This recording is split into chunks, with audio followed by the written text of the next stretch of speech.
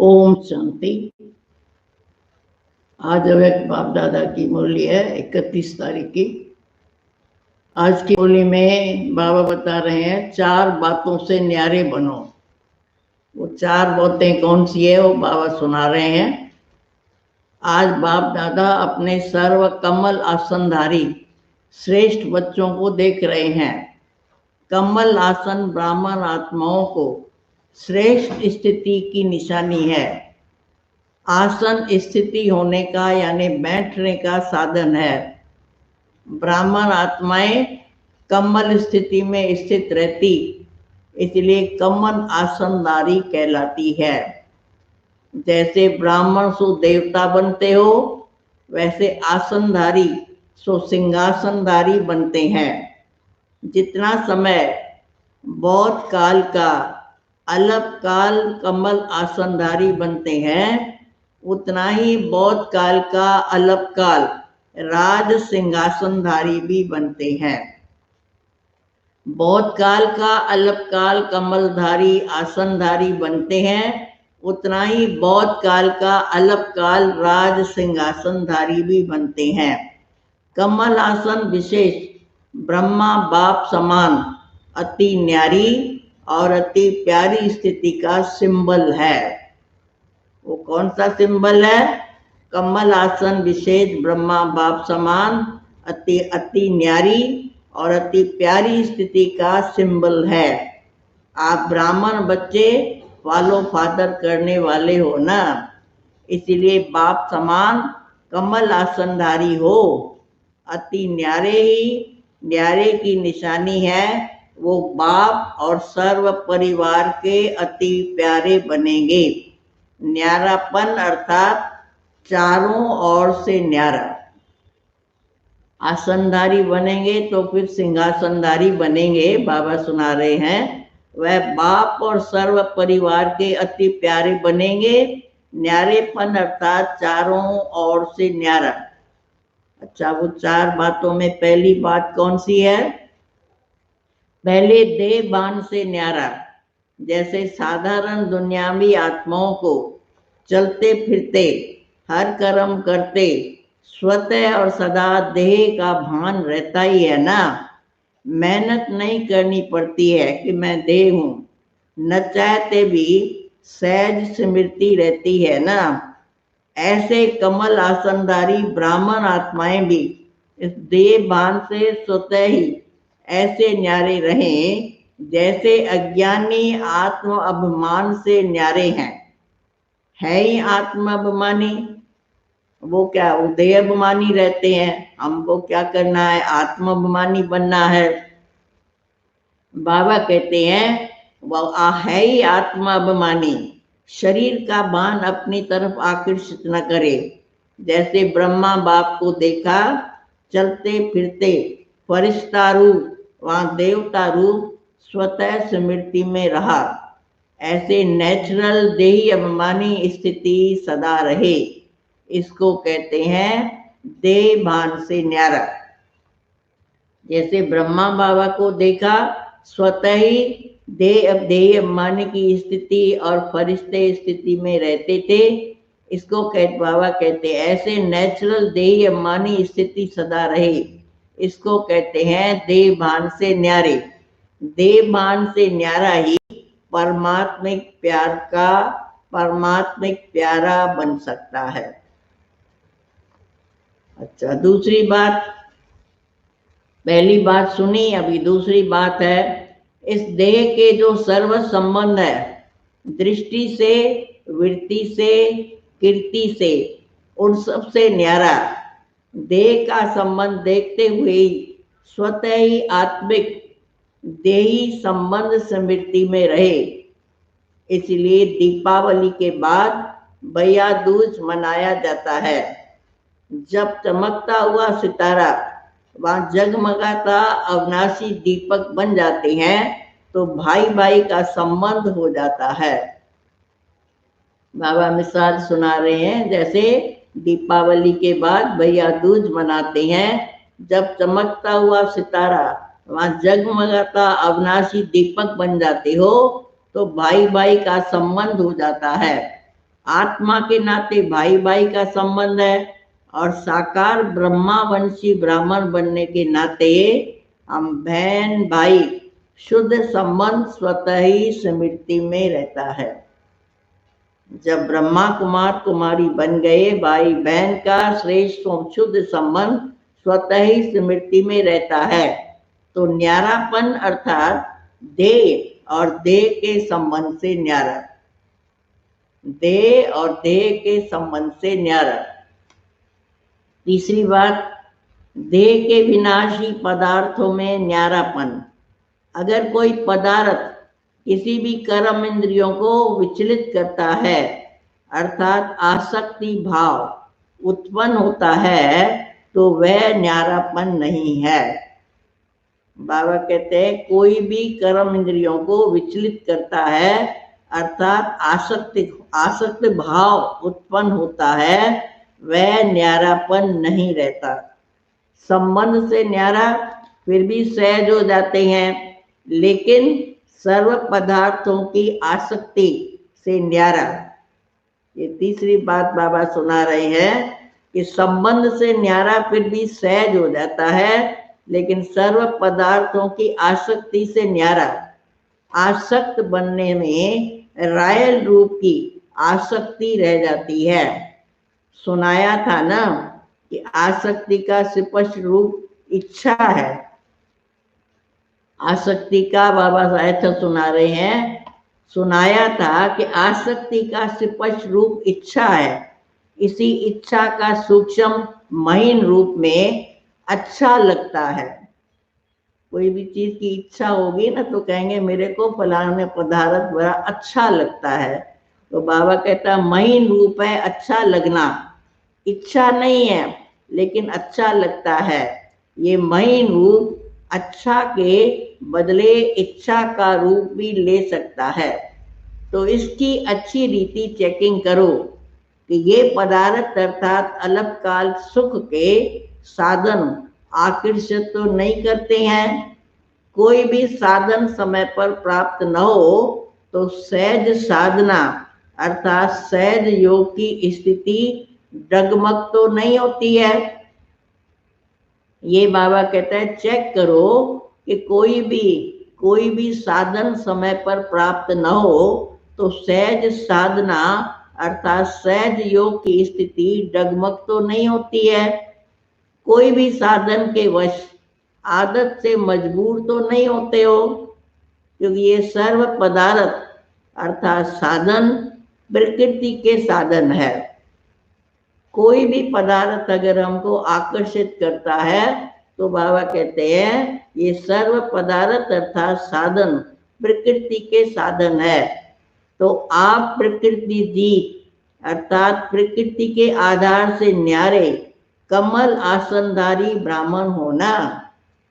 शुरू में बाबा ने सुनाया तुम कमल आसनधारी ब्राह्मण हो। माया जीत के साथ साथ प्रकृति जीत भी बनते हो। जैसे ही माया जीत बनते हो तो माया बार बार भिन्न भिन्न रूपों से ट्रायल करती है।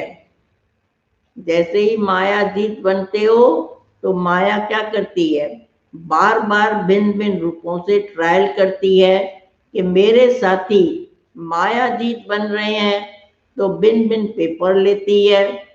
माया फिर क्या करती है, भिन्न भिन्न पेपर लेती है। प्रकृति का पेपर है साधनों द्वारा आप सभी को हलचल में लाना। माया बार बार क्या करती है, हमारा पेपर लेती है।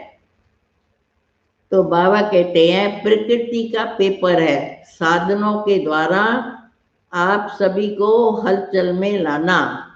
जैसे पानी, अभी यह कोई बड़ा पेपर नहीं आया है, लेकिन पानी से बने हुए साधन, अग्नि द्वारा बने हुए साधन, ऐसे हर प्रकृति के तत्वों के द्वारा बने हुए साधन मनुष्य आत्माओं के जीवन का अल्पकाल के सुख का आधार है।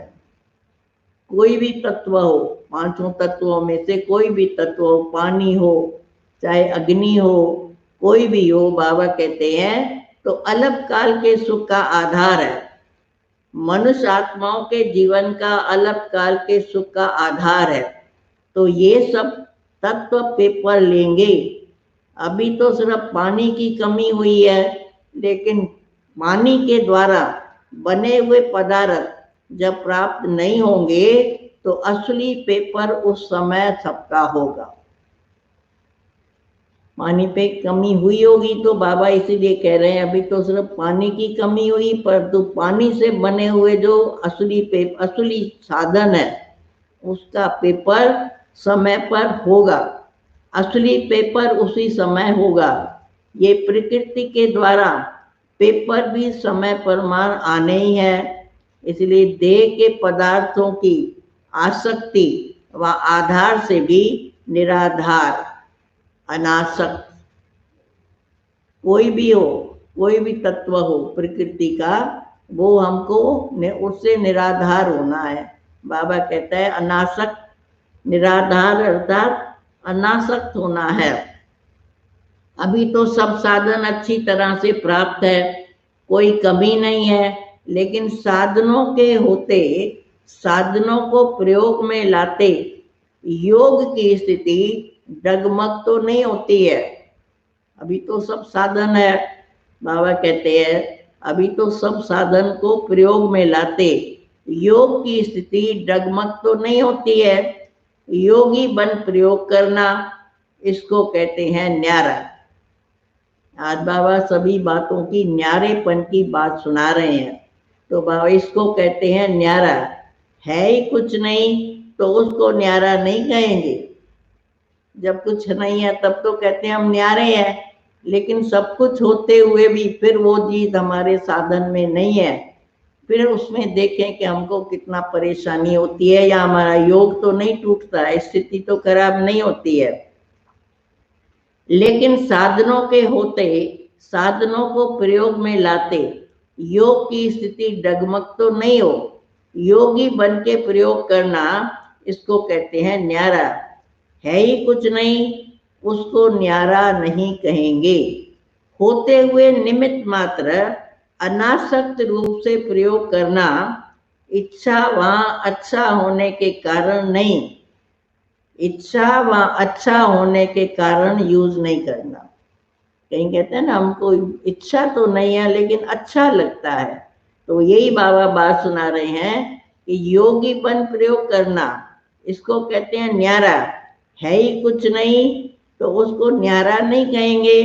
होते हुए निमित्त मात्र अनासक्त रूप से प्रयोग करना, इच्छा व अच्छा होने के कारण नहीं यूज करना, ये चेकिंग बच्चों को जरूर करनी चाहिए। यानी ये देखो तो आसक्ति तो नहीं है, मैंने आधार तो नहीं लिया है, अनासक्त होकर के बाबा कहते हैं अपनी चेकिंग करो। ये चेकिंग जरूर करो। जहाँ इच्छा होगी फिर बल कितनी भी मेहनत करेंगे, लेकिन इच्छा अच्छा बनने नहीं देगी। इच्छा होगी तो अच्छा बनने नहीं देगी। पेपर के समय मेहनत करने में ही समय बीत जाएगा। आप साधना में रहने का प्रयत्न करेंगे, बाबा कहते हैं आप साधना में रहने का प्रयत्न करेंगे और साधन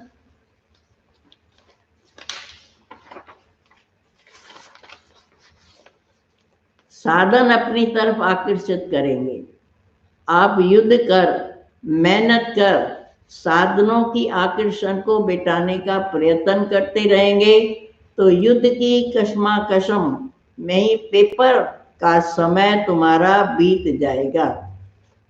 ये बहुत अच्छी बात बाबा सुना रहे हैं। आप युद्ध कर, मेहनत कर, साधनों की आकर्षण को मिटाने का प्रयत्न करते रहेंगे तो युद्ध की कशमाकशम में पेपर का समय तुम्हारा बीत जाएगा। यानी वो फिर युद्ध चलती रहेगी, उसमें बहुत टाइम हमारा निकल जाएगा। प्रयोग करने वाले साधन के सहज योगी स्थिति में डगमग कर दिया ना। प्रकृति के पेपर तो अभी और रफ्तार से आने वाले हैं, इसलिए पहले से ही पदार्थों के विशेष आधार, खाना, पीना, पहनना, चलना और रहना, यही हमारे साधन है। बाबा कुछ बता रहे हैं, पहले से ही पदार्थों के विशेष आधार, खाना, पीना, पहनना, चलना, रहना और संपर्क में आना, इन सब की चेकिंग करो कि कोई भी बात महीन रूप में भी विघन रूप तो नहीं बनती है। यही सब साधन होते हैं ना, खाना नहीं मिला, पहनना नहीं मिला, रहना नहीं मिला, ठीक, तो फिर क्या होता है, हमारा योग भी नहीं लगता है और उसमें हमारे को पेपर आता है। तो बाबा कहते हैं तो ये सब संपर्क में आना, इन सब की चेकिंग करो कि कोई भी बात महीन रूप में भी विघन रूप तो नहीं बनती। ये अभी से ट्रायल करो, जिस समय पेपर आएगा उस समय ट्रायल नहीं करना, नहीं तो फेल होने की मार्जिन है। कहीं कहते हैं ना जब आएगा पेपर तो हम देख लेंगे, बाबा कहते हैं नहीं, अभी से ही इसके लिए पेपर आएगा, फिर ट्रायल नहीं करना, नहीं तो फेल हो जाएंगे। अभी से ही बाबा कहता है इनका अभ्यास करो। योग स्थिति अर्थात प्रयोग करते हुए न्यारी स्थिति, योग स्थिति अर्थात प्रयोग करते हुए न्यारी स्थिति। सहज योग की साधना, साधनों के पेपर, सहज योग की साधना साधनों के ऊपर अर्थात प्रकृति के ऊपर विजयी हो, ऐसा न हो उसके बिना तो चल, बाबा कहते हैं ऐसा न हो कि उसके बिना तो चल सकता, लेकिन इसके बिना हम रह नहीं सकते हैं। फिर उस समय बोलेंगे कि ऐसा न हो कि उसके बिना तो चल सकता, लेकिन इनके बिना हम रह नहीं सकते, इसलिए डगमग स्थिति हो गई, जिसको भी न्यारी जीवन नहीं कहेंगे।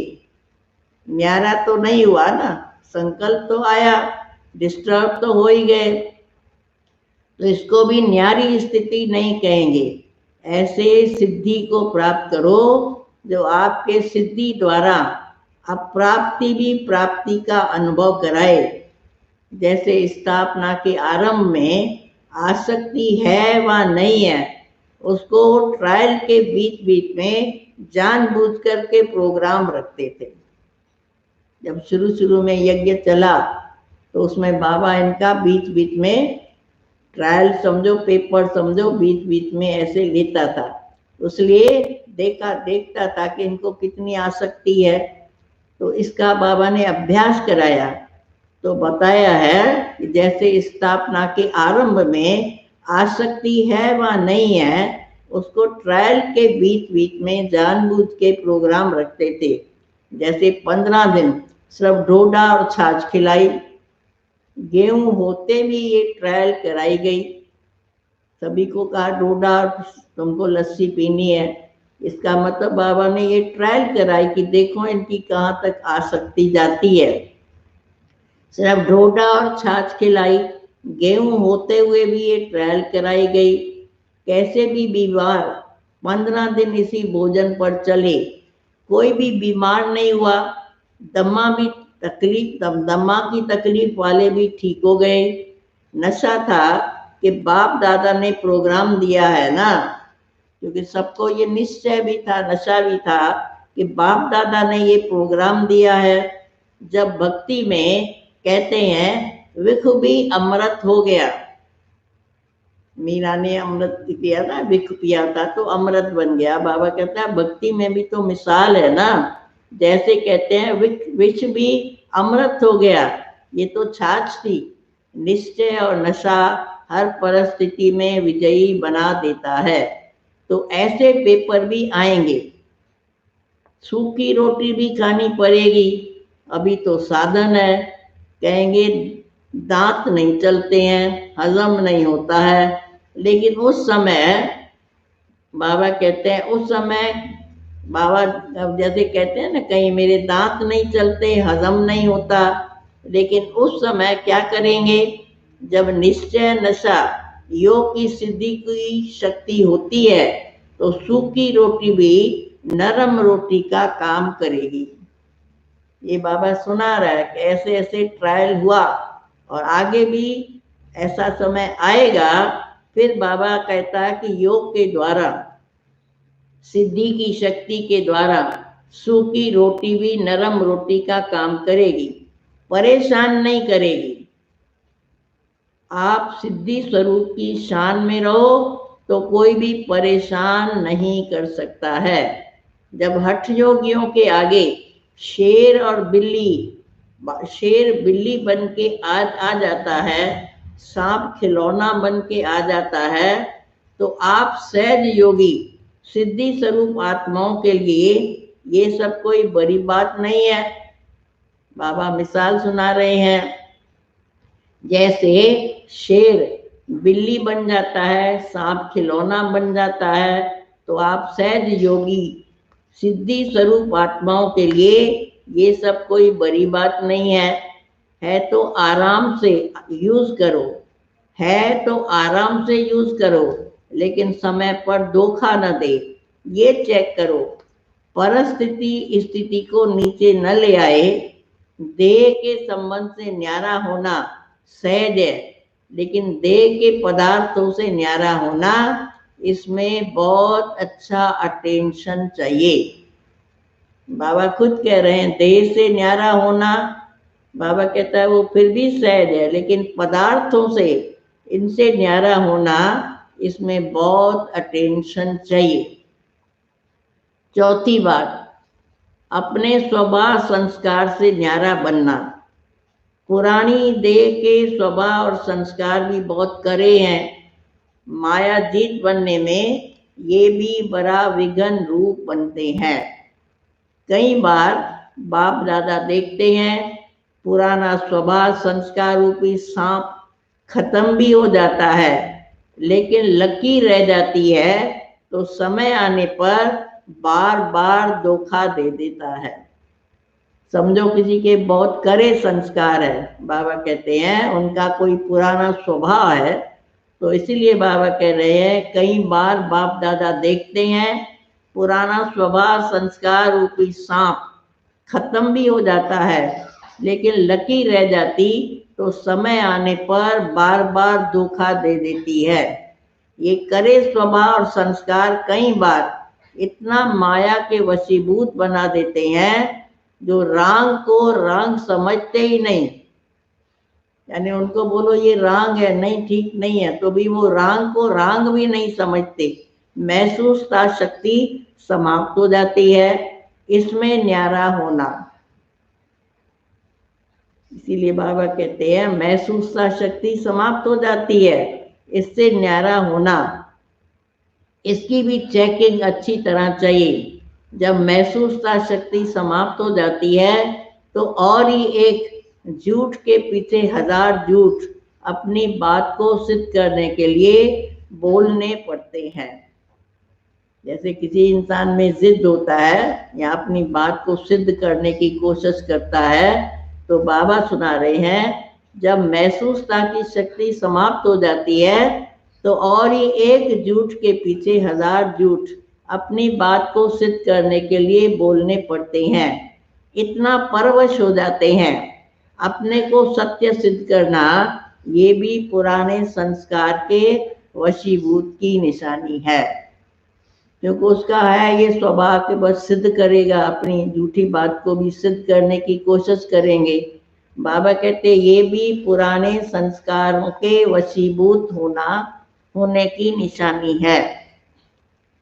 यह है यथार्थ बात स्पष्ट करना। दूसरा है अपने को जिद से सिद्ध करना। एक होता है यथार्थ बात को स्पष्ट करना, दूसरा है अपने जिद से सिद्ध करना। तो जिद से सिद्ध करने वाले कभी सिद्धि स्वरूप नहीं बन सकते हैं। जिद से तो सिद्ध किया, बाबा कहते हैं वो सिद्धि स्वरूप कभी नहीं बन सकते हैं। यह भी चेक करो कि कोई भी पुराना स्वभाव संस्कार अंश मात्र भी छिपे हुए रहा हुआ तो नहीं है। समझा? बाबा ने समझाया ये चारों बातें। तो इन चारों ही बातों से न्यारा जो है उसको कहेंगे बाप का प्यारा। कहते भी हैं जो न्यारा है वो प्यारा है। तो इन चारों ही बातों से न्यारा जो है उसको कहेंगे बाप का प्यारा, परिवार का प्यारा। ऐसे कमल आसनधारी बने हो, इसी को ही कहेंगे फॉलो फादर। ऐसे सबसे अगर हम न्यारे बने तो बाप के भी प्यारे बने, इसी को ही कहा जाता है कमल आसनधारी बने हो, इसी को ही कहेंगे फॉलो फादर। ब्रह्मा बाप भी कमल आसनधारी बने, तब नंबर 1 बाप के प्यारे बने, तो ब्राह्मणों के भी प्यारे बने, चाहे व्यक्त रूप में चाहे अभी अव्यक्त रूप में, चाहे व्यक्त रूप में चाहे अव्यक्त रूप में। अभी भी हर एक ब्राह्मण के दिल से क्या निकलता है? हमारा ब्रह्मा बाबा। बाबा व्यक्त में भी प्यारे न्यारे बने और ऐसे अव्यक्त में भी बने, इसीलिए हर एक ब्राह्मण के दिल से क्या निकलता है? हमारा ब्रह्मा बाबा। यह तो बाबा ने कहा यह नहीं अनुभव करते हैं कि हमने तो साकार में देखा नहीं, लेकिन नैनों से नहीं देखा, दिल से तो देखा ना, बुद्धि के दिव्य नेत्रों के द्वारा देखा, अनुभव किया। इसलिए हर ब्राह्मण दिल से कहता मेरा ब्रह्मा बाबा। भली किसी ने साकार में बाबा को नहीं देखा, परंतु दिव्य नेत्र से देखा, बाबा कहते हैं। इसलिए हर ब्राह्मण दिल से कहता मेरा ब्रह्मा बाबा। ये प्यारेपन की निशानी है ना। चारों ओर के न्यारेपन ने विश्व का प्यारा बना दिया।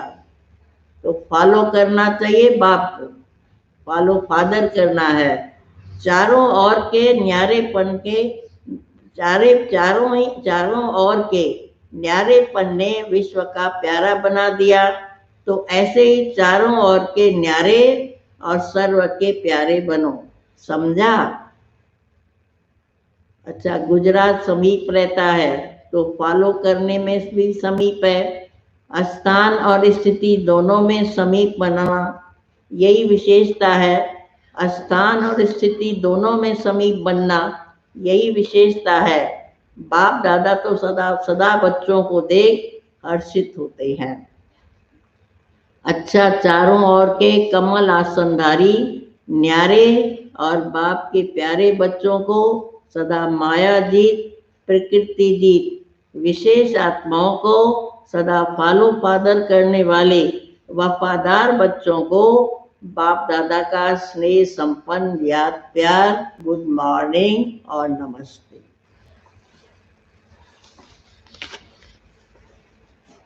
उसके बाद मधुबन में आए हुए सेवादारी भाई बहनों से अव्यक्त बाप दादा की मुलाकात। जितना समय मधुबन में सेवा की, उतना समय निरंतर योग का अनुभव किया। योग टूटा तो नहीं।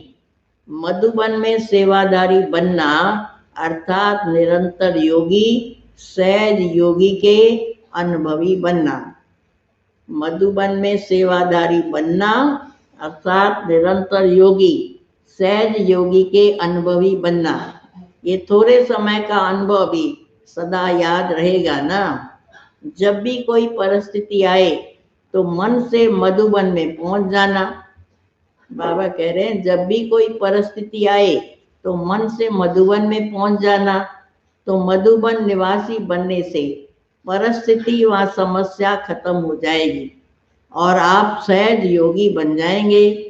सदैव अपने इस अनुभव को साथ रखना, तो अनुभव याद करने से शक्ति आ जाएगी। बाबा कहते हैं मधुबन को याद करेंगे तो शक्ति भी आ जाएगी। तो अनुभव याद करने से शक्ति आ जाएगी। सेवा का मेवा अविनाशी है। अच्छा, ये चांस मिलना भी कम नहीं है, बहुत बड़ा चांस मिला है।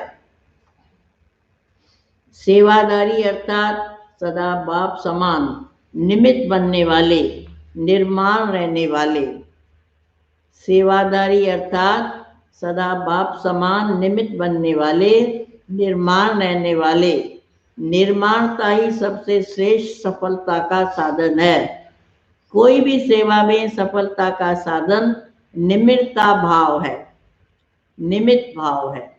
दो चीजें, सेवाधारी में सफलता का साधन निमित्ता भाव है, निमित्त भाव है। तो इन्हीं विशेषताओं से सेवा की, ऐसी सेवा में सदा सफलता भी है और सदा मौज भी है। निमित्त समझो, बाबा सेवाधारियों के लिए बाबा कह रहे हैं सफलता का साधन निमित्ता भाव और निमित्त भाव है, और इन्हीं विशेषताओं से सेवा की, ऐसे सेवा में सदा सफलता भी है और सदा मौज भी है। संगम युग की मौज मनाई, इसलिए सेवा मेवा नहीं लगी, इसलिए सेवा मेवा नहीं लगी। जैसे कोई मल्ल युद्ध करता है, बाबा कहते हैं जैसे कोई मल्ल युद्ध करते हैं तो अपनी मौज से खेल समझ के करते हैं, उसमें थकावट वहां दर्द नहीं होता, क्योंकि मनोरंजन समझ के करते हैं, तो मौज मनाने के लिए करते हैं ना। ऐसे ही अगर सच्चे सेवाधारी की विशेषता से सेवा करते हो तो कभी थकान तुमको नहीं हो सकती है। जैसे वो भी खेल समझते हैं, मौज करते हैं, ऐसे सेवा को भी बाबा कहते हैं खेल समझ के करते हैं, तो उसमें उनको न थकावट होती है न दर्द होता है। मनोरंजन समझते हैं तो मौज मनाने के लिए, तो ऐसे लगेगा जैसे सेवा नहीं की लेकिन खेल कर रहे हैं। तो कोई भी सेवा मिले, इन दो विशेषताओं से सफलता को पाते रहना, इससे सदा सफलता स्वरूप बन जाएंगे। बाबा बता रहे हैं कि ऐसा खेल समझ के करेंगे तो सदा सफलता स्वरूप बन जाएंगे। सच्ची तपस्या सबके लिए, सच्ची तपस्या सदा के लिए सच्चा सोना बना देती है, जिसमें जरा भी मिक्स यानी मिलावट नहीं। तपस्या सदा हरे को ऐसा योग्य बनाती है जो प्रवृत्ति में भी सफल और प्रारब्ध प्राप्त करने में भी सफल होंगे। सेवा की बाबा बात सुना रहे हैं, सेवा ऐसा योग्य बनाती है जो प्रवृत्ति में रहते भी सफल और प्रारब्ध प्राप्त करने में भी सफल। ऐसे तपस्वी बने हो। तपस्या करने वालों को राजयोगी कहते हैं। तो आप सभी राजयोगी हो ना, कभी किसी भी परिस्थिति से विचलित होने वाले तो नहीं हो। बाबा कहते तुम सभी राजयोगी हो ना, कभी किसी भी परिस्थिति से विचलित होने वाले तो नहीं हो। तो सदा अपने को इस रीति से चेक करो, और चेक करने के बाद फिर चेंज भी करो। सिर्फ चेक नहीं करो, चेक भी करो और फिर चेंज करो। सिर्फ चेक करने से भी दिल शिकस्त हो जाएंगे, सोचेंगे कि हमारे में ये भी कमी है, ये भी कमी है, पता नहीं ठीक होगा या नहीं होगा। चेकिंग के तो सिर्फ यही पता चल जाता है कि मेरे में ये कमी है, ये कमी है, फिर बाबा कहता है दिल शिकस्त हो जाएंगे। तो बाबा कहते हैं फिर दिल शिकस्त हो जाएंगे, सोचेंगे कि हमारे में ये भी कमी है, ये भी है, पता नहीं ठीक होगा या नहीं। तो चेक भी करो और चेक के साथ साथ चेंज भी करो। ये विशेष बात बाबा सुना रहे हैं, चेक भी करो और साथ साथ चेंज भी करो। समझो कमजोर बन गए, समय चला गया, लेकिन समय परमार कर्तव्य करने वालों की सदा विजय होती है। समझो कमजोर बन गए, समय चला गया, लेकिन समय परमार कर्तव्य करने वालों को सदा विजय होती है। तो सभी सदा विजयी श्रेष्ठ आत्माएं हो ना। ऐसे नहीं समय चला जाए फिर हम काम करेंगे, फिर सफलता तो नहीं होगी। बाबा इसीलिए कह रहे हैं कि समय चला गया, लेकिन समय परमार कर्तव्य करने वालों ही सदा विजय होती है। तो सभी सदा विजयी श्रेष्ठ आत्माएं हो ना, सभी श्रेष्ठ भी हो या नंबरवार हो। बाबा दूसरी बात पूछ रहे हैं, सभी श्रेष्ठ हो या नंबरवार हो। अगर नंबर पूछें किस नंबर वाले हो, तो सब नंबर 1 कहेंगे, लेकिन वह नंबर कितने होंगे बाबा कहते हैं सबसे पूछेंगे तो नंबर 1 कहेंगे, लेकिन वो नंबर कितने होंगे, एक होंगे या अनेक होंगे। फर्स्ट नंबर तो सब नहीं बनेंगे, लेकिन फर्स्ट डिवीजन में तो आ सकते हो ना।